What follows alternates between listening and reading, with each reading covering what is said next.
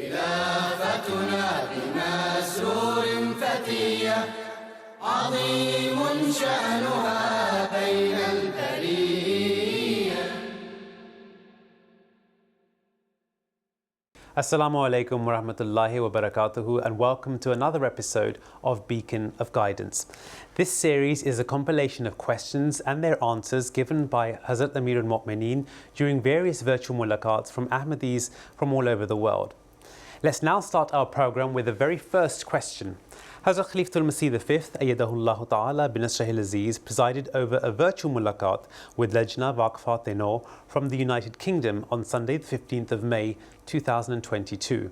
A member had asked about advice regarding relationships. Let's have a look at Hazur's response.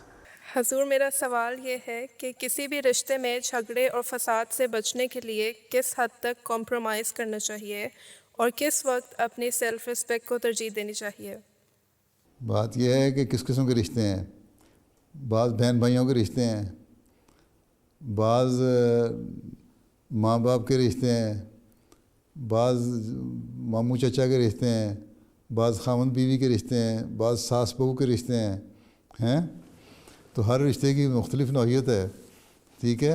اور جھگڑے کی نوعیت کیا ہے؟ جہاں تک ماں باپ کا سوال ہے، ان کی تو ہر وقت عزت کرنی ہے، احترام کرنا ہے، یہی قرآن کریم کا حکم ہے، ٹھیک ہے. سوائے شرک پہ یا دین سے ہٹانے کی بات کریں، اس کے علاوہ ان کے سامنے اف بھی نہیں کرنی، ٹھیک ہے. ہر جگہ کمپرومائز ہی کمپرومائز ہے، ان کی تو خدمت کرنی ہے. ماں باپ کے اگر آپس کے تعلقات ٹھیک نہیں ہیں، اور اس میں اگر تمہیں ہو کہ جی ماں کی سائڈ لینی ہے کہ باپ کی سائڈ لینی ہے، تو کسی کی بھی نہیں لینی. دونوں کو اگر سمجھا سکتے ہو سمجھاؤ، ٹھیک ہے. بہن بھائیوں کا جہاں تک سوال ہے، وہاں اگر بہن بھائیوں سے صلح کے لیے اپنا حق چھوڑنا بھی پڑے تو چھوڑ دینا چاہیے. اسلام یہ کہتا ہے دوسروں کے حق کا خیال رکھو. اسلام یہ تو کہتا ہے تمہارا حق بنتا ہے جہاں تم لو، لیکن پہلے اسے یہ کہتا ہے دوسرے کا حق کا خیال رکھو. اگر تم دوسرے کا حق کا خیال رکھو گے اور اس کے لیے دعا بھی کر رہے ہوگے کہ میں حق کا بھی خیال رکھنے والی ہوں، اللہ تعالیٰ اس کو بھی عقل دے کہ یہ بھی بات سمجھ جائے اور لڑائی جھگڑے ختم ہو جائیں، تو وہاں لڑائی جھگڑے ختم ہو جاتے ہیں. تیسری بات آ جاتی ہے رشتہ داروں سے.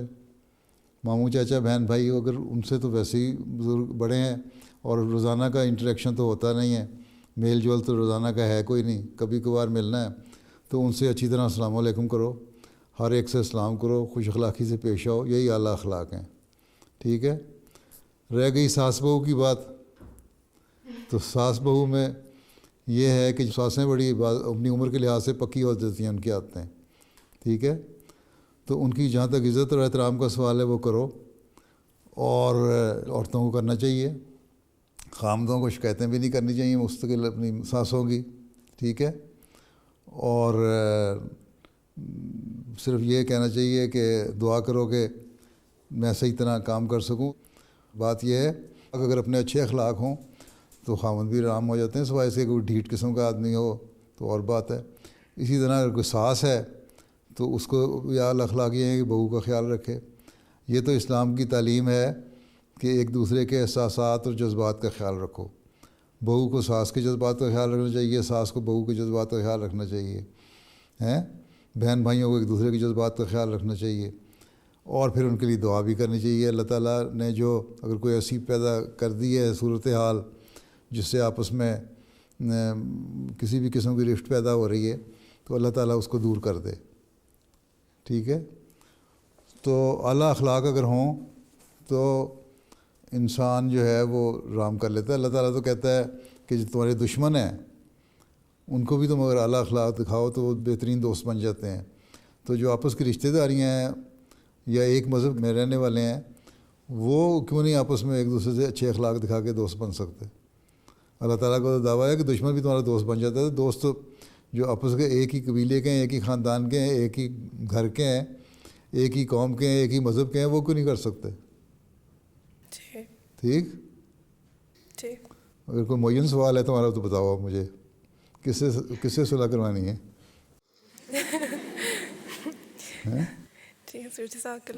ساری آ گئی ہیں بیچ میں باتیں کہ نہیں آ گئی ہیں؟ تو آج تمہارے ہیں جو ذہن میں تھیں جو رشتے وہ آ گئے نا سارے ہی. چلو پھر جاؤ بیٹھ جاؤ. For our second question, beloved Hazur had graced a virtual mulaqat with Atfalul-Ahmadiyya Germany on the 28th of August 2021. A child has asked, what benefit do we get in giving charity? میرا سوال ہے کہ جو ہم صدقہ دیتے ہیں اس سے ہمیں کیا فائدہ ہوتا ہے؟ ہمیں کیا فائدہ ہوتا ہے؟ تم صدقہ دیتے ہو تو کم از کم دوسروں کا تو فائدہ ہوتا ہے نا. ہمیں کوئی دوسروں کا بھی فائدہ سوچنا چاہیے کہ نہیں؟ صرف اپنا ہی فائدہ دیکھنا ہے کہ دوسروں کا بھی دیکھنا ہے؟ دوسروں کا بھی دیکھنا ہے. دیکھنا چاہیے نا. ایک غریب آدمی ہے, تم بیٹھے برگر کھا رہے ہو, نینڈوز کھا رہے ہو, چپس فش اینڈ چپس کھا رہے ہو, اور دوسرا بیچارہ لڑکا ایک تمہاری عمر کا بیٹھا ہے بھوکا ہے, اس نے کھانا بھی نہیں, صبح ناشتہ بھی نہیں کیا ہوا اور کھانے کو بھی کچھ نہیں ہے, اور اس کے پاس کپڑے بھی نہیں ہیں پہننے کے لیے, اور تم اگر اس کو پیسے دیتے ہو کہ تم کپڑے اچھے پہن لو اور کھانا کھا لو تو اس کا فائدہ ہوگا نا. جی ٹھیک ہے نا, وہ تمہیں شکریہ ادا کرے گا نا تمہارا. ٹھیک ہے نا. جب تم اس کا شکریہ تمہارا ادا کرے گا تمہیں خوشی ہوگی کہ نہیں ہوگی؟ ہوگی. ہوگی نا. تو ایک تو تمہیں فائدہ یہ ہو گیا کہ تمہیں صدقہ دینے سے خوشی پہنچی. ٹھیک ہے, ایک تو یہ فائدہ ہو گیا نا. دوسرا فائدہ یہ ہوا کہ بڑا فائدہ کہ جب تم نے غریب کی مدد کی تو اللہ تعالیٰ کہتا ہے کہ میں بھی تمہیں اس کا جزا دوں گا, ریوارڈ دوں گا. ٹھیک ہے, اللہ تعالیٰ بھی تمہارے سے خوش ہوتا ہے. ٹھیک ہے, اللہ تعالیٰ خوش ہوتا ہے. اللہ تعالیٰ کہتا ہے کہ تم نیکی کرو گے تو تمہیں نیکی کا میں بدلہ دیتا ہوں 10 گنا بلکہ 700 گنا تک اور اس سے بھی زیادہ. ٹھیک ہے, تو اللہ تعالیٰ بھی تمہیں نیکیوں کو بدلہ دیتا ہے. اللہ تعالیٰ تمہاری اس نیکی کی وجہ سے ہو سکتا ہے تم نے 5 یورو کسی پہ خرچ کیے صدقے کے, تو اللہ تعالیٰ تمہیں 500 یورو دے دے, 100 یورو دے دے, یا اللہ تعالیٰ تمہاری کوئی اور خواہش پوری کر دے. اللہ تعالیٰ تمہارے سے خوش ہو جائے, تمہیں اور نیکیاں کرنے کی توفیق دے. پھر ایک نیکی سے دوسری نیکی بچے دیتی جاتی ہے اور بڑھتی جاتی ہے. ٹھیک ہے, تو یہ فائدہ ہے. ایک تو تم نے اس بندے کو خوش کیا, اس کی دعائیں لیں, اس کی دعاؤں سے تمہیں فائدہ پہنچے گا. پھر اللہ تعالیٰ خوش ہوا, اللہ تعالیٰ خود بھی تمہیں بہت زیادہ ریوارڈ دے گا. تو اس سے بڑی, اور پھر تمہیں خود اپنے دل کو بھی سکون ملے گا کہ میں نے کسی غریب آدمی کی مدد کی. تو صدقہ کے فائدے تو ہو گئے نا کہ نہیں ہوئے؟ ہو گیا نا, ہو گیا نا فائدہ. بس پھر جا کے دیا کرو صدقہ. جزاک اللہ حضور. ٹھیک. For our third question, we will turn to Finland. Hazrat Khalifatul-Masih V, Ayyadahullah Ta'ala bin Nasrihil Aziz, granted a virtual mulaqat with Waqf Noor members from Finland on the 18th of December 2021. Our Waqf had asked, what is Hazur's guidance regarding fatwas against Singapore's Ahmadi? Let's see what Hazur said. My question is, the fatwa against Ahmadiyya is still present online on the Muslim Authority of Singapore's website. What do you think should be the best course of action? You see, they say you are not Muslims. But if you are a true Muslim, you can tell your fellow friends that we are true Muslims because we believe in the one and omnipotent God. We believe in the finality of the prophethood of the Holy Prophet Sallallahu Alaihi Wasallam. Right? He is the final of the prophets. He is the last of the prophets. We believe in Khatm Nubuwwat. Right? But our definition is different. That according to the prophecy of the Holy Prophet Sallallahu Alaihi Wasallam, a person was to come in the latter days. And we believe that that person has come in the person of Hazrat Mirza Ahmad of Qadian, who is the Masih Maud and Mahdi Maud. He is a subordinate prophet of the Holy Prophet Sallallahu Alaihi Wasallam, and subordinate or Ummati prophet from among the followers of the Holy Prophet Sallallahu Alaihi Wasallam. A prophet can come, and it was foretold and prophesied by the Holy Prophet Sallallahu Alaihi Wasallam that he will come. Even in the Holy Quran it is said that in the latter days a prophet will come. So we believe that that person has come, and his status is of Masih Maud and Imam Mahdi, and he has been named prophet by the Holy Prophet Sallallahu Alaihi Wasallam in one of his traditions, one of his hadiths 4 times. So it does not break the seal of the prophet.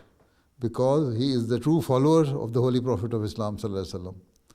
So those who are your close friends, you can tell them that this fatwa is totally wrong, and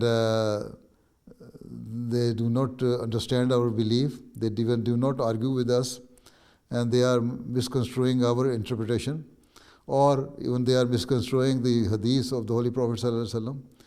If you believe that the Messiah is yet to come, then when he will come, you will believe his status will be of the Prophet, because if they believe that Jesus will come again, then Jesus has already been given the status of prophethood. Right? Once he is a prophet, Allah Ta'ala will not remove that title from him. He will remain the prophet. And when he is the prophet and comes, even he himself comes, then it will break the seal of the prophet. But here what we interpret is the right, because we say the person who was to come, it was a metaphor. It was not that Jesus himself will come, but a person will come on the footsteps of Jesus, who will be the follower of the Holy Prophet sallallahu alaihi wasallam, and will be given the status of prophethood as a subordinate prophet of the Holy Prophet sallallahu alaihi wasallam. So in this way, in your discussions with your friends, you can remove this doubt from the minds of the people. So this is the tabligh. As much as you can do tabligh, you will spread this message and remove the doubts from the minds of the people. So it all depends on the level of your tabligh and how efficient you are in tabligh, how daring you are in expressing your view. Right? As far as fatwas are concerned, they are always there. Non-Ahmadis are always speaking against us, and everywhere they are doing it. So we cannot fight with them. The only thing is that we behave like Muslim, we show our examples. Each and every of our action should be according to the teaching of Islam. And then when the people will see that we are behaving like a Muslim, they themselves will know that these fatwas are all wrong fatwas. Right? Allah Hafiz wa Nasir. Assalamu alaikum wa rahmatullahi wa barakatuh. We now turn to question 4. Hazrat Khalifatul-Masih V, Ayyadahullah Ta'ala bin Nasr al-Aziz, presided over a virtual mulaqat with Atfal from the USA on the 12th of March 2022. One of the children asked, how should we respond to those who say that Jesus alayhi salam is the Son of God? My question is, here in USA, people think that Hazrat Isa alayhi salam is Son of God. When someone asks me, why do you think he is not Son of God, what should I tell them? You see, you can tell them that we only know that Allah is all-powerful and omnipotent, and there is no match, and He can do everything. You can ask them, do you think Allah needs somebody's help? If He does not need anybody's help, then why should He have son? Or if He is going to die, then He should worry that when I die, then there should be somebody to replace me to continue my work. When we believe that Allah is all-living and He will never die, everything is going to finish, but Allah Ta'ala will remain there all the time. Even before He created this world, heaven and the earth, He was there. So when Allah is the living thing, then why should He have son? You can tell them, we don't understand the logic behind it. Because Allah Ta'ala has said in the Quran, He doesn't have wife. So how can He get children? If they say it is written in the Bible that Jesus is the Son, all the pious people, Allah Ta'ala has considered them as their children in the Bible. There are so many quotes in the Bible where you can say, not only Jesus, so many people have been given the title of children. So it is not only the Jesus Christ who had this title. You see, it does not mean that they are real children. It means they are the true follower of Allah Ta'ala. If we believe that Allah is never going to die, then why should he get a child? And for million and billion years, he did not have any child. Till just 2000 years ago, it came to his mind that he should have child, a son. and then he created Jesus Christ. No, it is wrong. So there's no logic in it. This is why we don't believe. Right? How old are you? 12. 12, So you can also try to find out the verses in the Holy Quran which can tell you that why we don't not believe that. Even Surah Ikhlas, Allah Ta'ala says, Allah is one. We believe Allah is one. And there is no partner with Him. This is what we believe. And we talk with logic. But those who say He is a son of God, they don't give you any proof. And they don't talk with logic. Okay? That is enough for you. Jazakallah. For the fifth question of this segment, Hazrat Khalifatul-Masih V, Ayyadahullah Ta'ala bin Nasrihil Aziz, blessed a virtual mulaqat with Khuddam from Norway on Saturday the 26th of April 2022. One Khadim asked, how can one train their children in today's society? پیارے حضور میرا سوال یہ ہے کہ ہم اس طرح کے آج کل کے ماحول میں اپنی اولاد کی نیک تربیت کیسے کریں. میں کچھ عرصہ پہلے پاکستان سے آیا ہوں تو یہاں پہ ماحول کافی ڈیفرنٹ ہے, بہت اوپن ہے, تو کیا ہم کریں جس سے ہماری اولاد صراط مستقیم پہ چلے. یہاں بھی لوگ رہتے ہیں, ان کے بچے اچھے بھی ہیں. اس کے لیے یہ ہے کہ ماں باپ جو ہیں وہ خود اپنا نمونہ بچوں کے سامنے پیش کریں. اگر باپ نماز پڑھنے والا ہے, اگر باپ قرآن پڑھنے والا ہے اور اپنی بیوی کو بھی کہتا ہے اور بچوں کو بھی کہتا ہے تو نماز بھی پڑھو اور قرآن بھی پڑھو. اگر باپ اخلاقی لحاظ سے اچھا ہے, اپنی بیوی کو بھی کہتا ہے ہمارے اچھے اخلاق اچھے ہونے چاہیے اور بچوں کو بھی کہتا ہے اچھے ہیں. اگر باپ یہاں کے ماحول کے مطابق بچوں سے دوستی رکھتا ہے اور ان سے ہر بات شیئر کرتا ہے, ان کے یہ کانفیڈنس پیدا کر دے کہ تم نے جو بات سے باتیں سننی ہیں مجھ سے آ کے شیئر کرنی ہے, اور پھر ان کو حوصلے سے سننا ہے اور پھر اس کو ڈسکس کرنا ہے, پھر ان کے جو ڈاؤٹس ہیں ان کو ریموو کرنا ہے, تو اس طرح آپ تربیت کر سکتے ہیں. اگر بچوں کو چھوڑ دیں گے اپنے کام میں کام رہیں گے, اچھا صرف پیسے کمانے ہیں تو 24 گھنٹے میں سے 18 گھنٹے کام کی دیہڑی کرو, بیوی کو تم بھی 10 گھنٹے کام کرو, پیسے کماؤ تاکہ ہم گھر لے سکیں اور گھر کی مورگیج ادا کر سکیں اور پھر ہم اتنے پیسے جوڑ سکیں, تو پھر جو بچے آئیں گے اسکول سے ان کو فریج میں سے ڈبل روٹی ملے گی, توست نکالیں گے, سیکیں گے, کھا لیں گے, کہیں گے نہ باپ پوچھتا نہ ماں پوچھتی ہے, نہ ہماری نمازوں کے متعلق ان کو کوئی فکر ہے, نہ انہوں نے کہنا ہے کہ تم نے نماز پڑھی کہ نہیں پڑھی, نہ ہم نے ان کو ماں باپ کو دیکھا کہ نمازیں پڑھتے ہوئے, وہ تو پیسے کمانے پہ لگے ہوئے ہیں. تو پھر ہم نے کیا کرنا, چلو ٹھیک ہے اس میں دنیا کا ماحول اس طرح کا یہ اسی رہو. تو یہ جو چیلنج جو ہے تو پھر آپ تو خود ان کو خود دھکیل رہے ہوں گے نا اس میں, تو یہ تو محنت کرنی پڑتی ہے.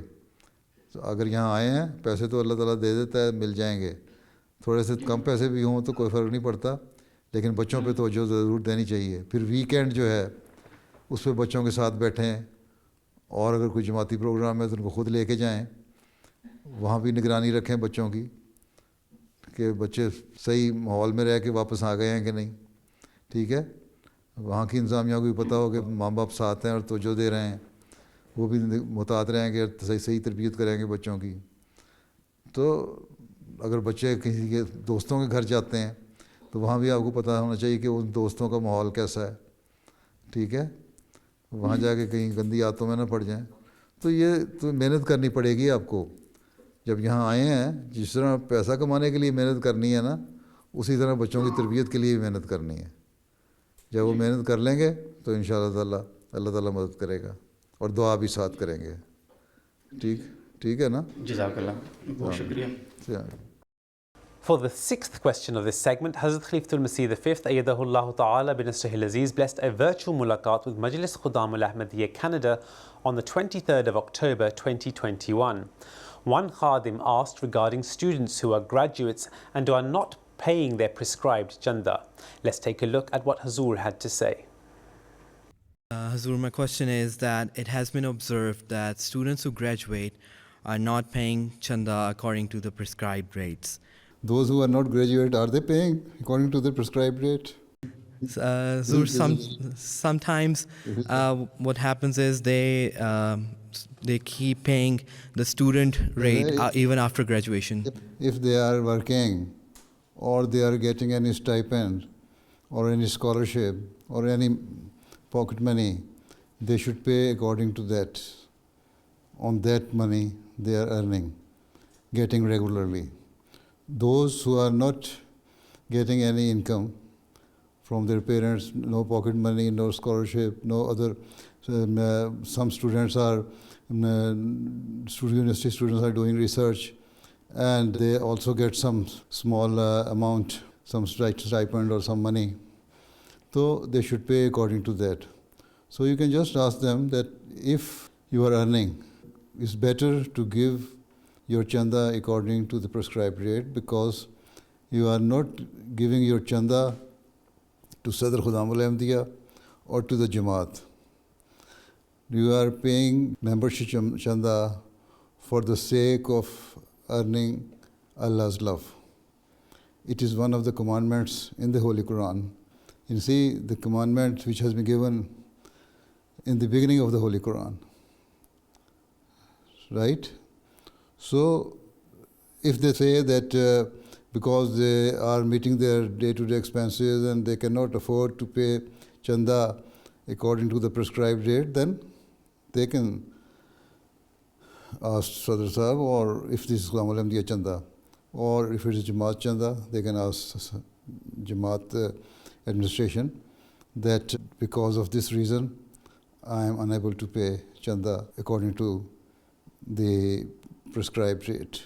And we can only ask them, we can only advise them, we can not force them. So if they realize that they are paying their chanda for the sake of Allah, for the sake of getting Allah's love, because Allah has commanded them to pay chanda for their betterment and for running the day-to-day expenses of the Jamaat.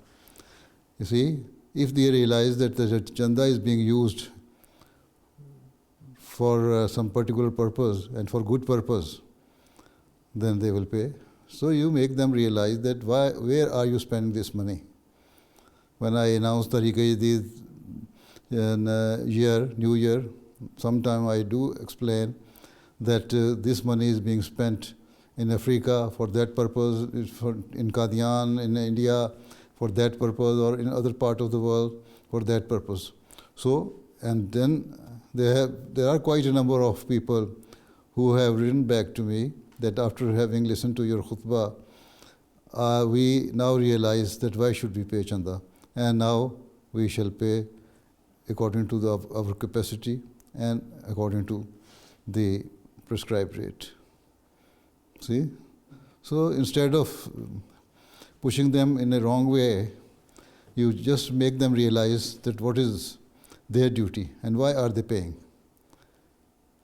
See, why is very common among the new generation. So you have to answer that why. See, you have to address that why. Right? For the next question, Hazrat Khalifatul-Masih V, Ayyadahullahu Ta'ala bin Nasrihil Aziz, blessed virtual mulaqats with members of Khudamul Ahmadiyya, Nigeria on the 9th of January 2022. One Khadim had asked, what is the best solution for a member of the Jamaat who is involved in vices? Assalamu alaikum wa rahmatullahi wa barakatuhu, beloved Uzur. My question is, for some of our members who indulge in social vices, in order to save the Jamaat's reputation, is it the best option to punish them, excommunicate them from the Jamaat, or try as much as possible to correct them? You see, just to expel them from the Jamaat is not the solution. You have to acknowledge them, advise them first, and if they repent, they leave those vices, then well and good. Otherwise, you can say, if you do not want to repent, then we shall not take chanda from you. Or you will be not allowed to be given any Jamaat's office or any service of the Jamaat. So those who are of the pious nature, this punishment even is enough for them. And he also advised them that being an Ahmadi Muslim, we should portray in ourselves the true picture of Islam. Not that people raise their fingers by saying that these are the Ahmadi Muslims. They claim themselves to be the people who have accepted the reformer of the age, the promised Messiah Islam, and they claim that they are going to spread the message of Islam all across the world, and they say we are better than the other Muslims, and even then this is their behavior.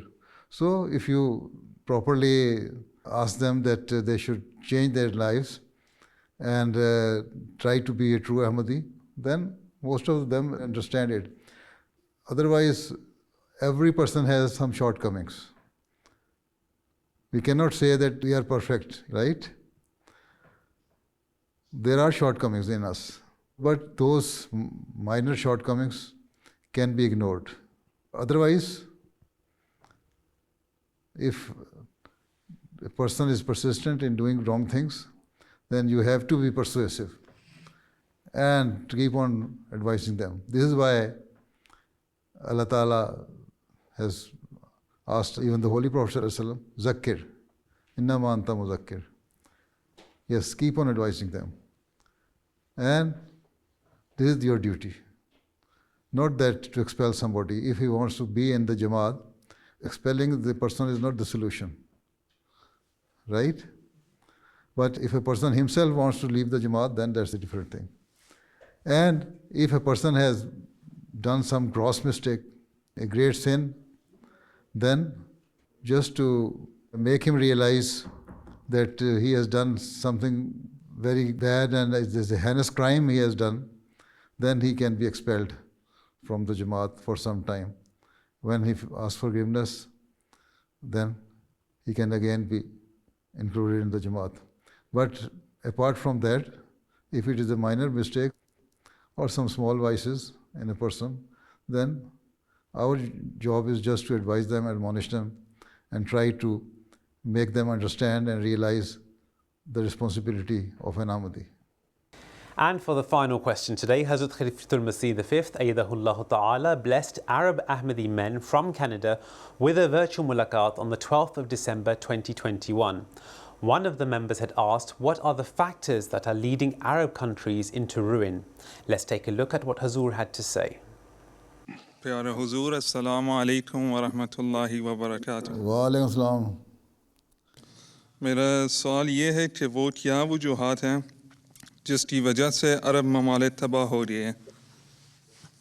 अच्छा, ये उर्दू कहाँ से सीखी है? हुजूर मैं जामे में पढ़ रहा हूँ। पढ़ रहे हैं? कौन सी क्लास में? सालसा में। सालसा में? अच्छा, माशाल्लाह, अच्छी उर्दू आ गई सालसा तक तो। मैं ईरान के जमात से मैं हूँ। ईरान से? अच्छा, अकील अल-खमसी ईरान से। अच्छा, तो फारसी के करीब ही है ना बाज़ अल्फाज तो। जी। आजकल के हालात ऐसे नहीं है कि आप ईरान जा सकें, इसलिए बैठे हैं आराम से। पहली बात तो ये है, ठीक है? पहली बात तो मैंने ये कहनी है कि सब्र थोड़ा सा कर लें, अल्लाह ताला बेहतर नतीजा पैदा करेगा। ठीक? अम्मा अब्बा याद आते होंगे, कोई बात नहीं, ठीक है? नंबर 1। नंबर 2 ये कि अरब ममालिक की तबाही की असल वजह क्या थी कि अभी तक वही वजह है, जब खुदा वाहिद व यगाना को छोड़ के जब बड़ी ताकतों को खुदा इंसान बना लेता है, सऊदी अरब के बादशाह से लेके एक छोटी से छोटी स्टेट के बादशाह या सरबराह तक का ये हाल है, तो फिर खुदा ताला का हाथ तो उठ जाता है ना उस पे से। ठीक है?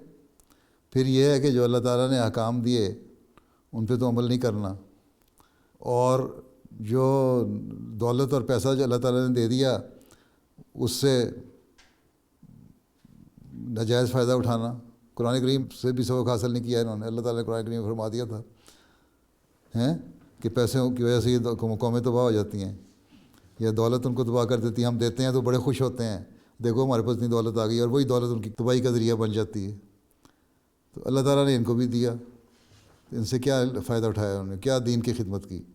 ایک جماعت احمدیہ ایک چھوٹی سی جماعت ہے جو دنیا میں قرآن کریم کی کو رائج کرنے اور پھیلانے کے لیے کام کر رہی ہے چندے اکٹھے کر کے.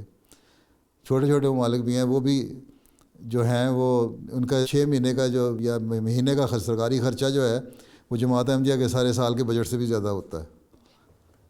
ٹھیک ہے، لیکن کیا قرآن کی خدمت کر رہے ہیں. صرف ایک سفر سمجھتے ہیں کہ جماعت احمدیہ کی مخالفت کر دو، مسیح موعود کی مخالفت کرو اور اس کے خلاف کفر کے فتوے لگا دو. ٹھیک ہے، تو پھر جب ایسی حالت ہو کہ دین سے دور ہٹ جانا، دنیا داروں کو اپنا خدا سمجھ لینا، اصل خدا کے نام پہ غلط کام کرنا، غلط قسم کی بدعات پھیلانا اور اس تعلیم کا غلط تشریح کرنا اور نہ اللہ کے حق ادا کرنا نہ بندوں کے حق ادا کرنا، تو پھر اس کے بعد پھر یہی نتیجہ منطقی نتیجہ نکلتا ہے جو نکل رہا ہے. ٹھیک ہے، جب ہم خدا کو حقیقی خدا ماننے لگ جائیں گے اور اس حکموں میں چلنے لگ جائیں گے تو یہی ہم ملک ترقی کرنے لگ جائیں گے. یہ کوئی چھوٹی طاقت تو نہیں دنیا میں 54 ممالک ہیں مسلمان. ٹھیک ہے، بہت کچھ کر سکتے ہیں، لیکن فرقہ بازی میں پڑھ کے یا دنیا داری میں پڑھ کے ہم نے ایک دوسرے میں پھاڑ پیدا کر دی ہے. اور حضرت صلی اللہ علیہ وسلم کی حدیث میں یہی تھا کہ جب یہ نفاق پیدا ہو جائے گا تم لوگوں میں، پھر تمہاری ترقی رک جائے گی، وہ تباہی ہوگی. اور جوڑنے کا والا آئے گا جب، اس وقت اس کے ساتھ جڑ جانا تو بچ جاؤ گے، نہیں جڑو گے تو نہیں بچو گے. ٹھیک مولوی صاحب، چلو پھر اللہ حافظ. And that concludes another episode of Beacon of Guidance. Do join us again next time for more questions and answers with our beloved Khalifa, Hazrat Mirza Masroor Ahmad, ayyadahullahu ta'ala bin Nasrihil Aziz. Until the next episode, Assalamu alaikum wa rahmatullahi wa barakatuhu.